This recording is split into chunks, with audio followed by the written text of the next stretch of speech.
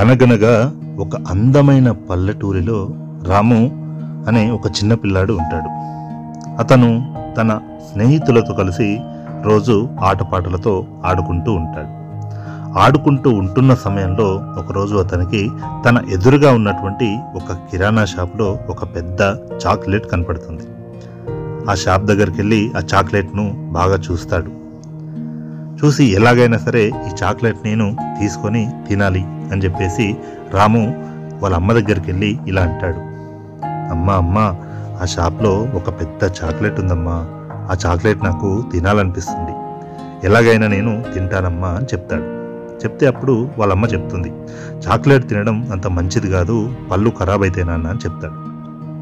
అయినా సరే రాము వినకుండా ఆ షాప్ దగ్గరికి వెళ్ళి చాక్లెట్ తెచ్చుకుంటాడు.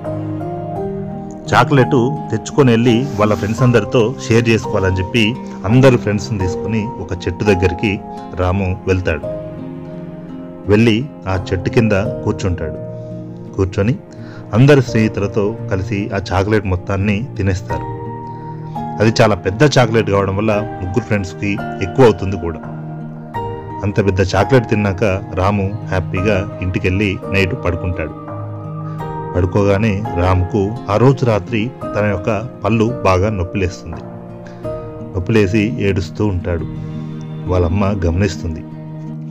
గమనించి ఆ మరుసటి రోజు రాముని హాస్పిటల్కి తీసుకెళ్లాలని చెప్పి తీసుకెళ్తుంది.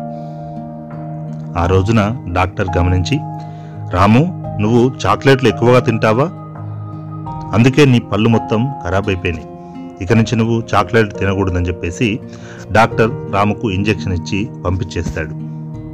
ఆ మరుసటి రోజే రాముకు వాళ్ళ అమ్మ ఇలా చెప్తుంది, విన్నావా రాము, నువ్వు అసలు చాక్లెట్ తినొద్దని చెప్పాను, నువ్వు నా మాట వినకుండా చాక్లెట్ తిన్నావు, అందుకే నీ పళ్ళు మొత్తం ఖరాబ్ అయిపోయినాయి, నీకు డాక్టర్ ఇంజెక్షన్ కూడా వేయాల్సి వచ్చింది, ఇక నుంచి చాక్లెట్ తినొద్దు, ఓన్లీ హెల్దీ ఫుడ్ మాత్రమే తినాలని చెప్తుంది.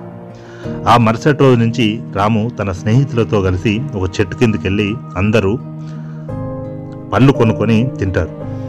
ఎందుకంటే అది హెల్దీ ఫుడ్ అని వాళ్ళ అమ్మ చెప్పింది కాబట్టి. అప్పటి నుంచి ఎప్పటికీ కూడా రాము ఓన్లీ ఫ్రూట్స్ మాత్రమే తింటున్నాడు. చాక్లెట్లు, బిస్కెట్లు, చిప్స్ తినడం మానేశాడు. అందుకే అప్పటి నుంచి రాము చాలా యాక్టివ్గా ఆనందంగా ఫ్యామిలీతో గడుపుతూ ఉన్నాడు.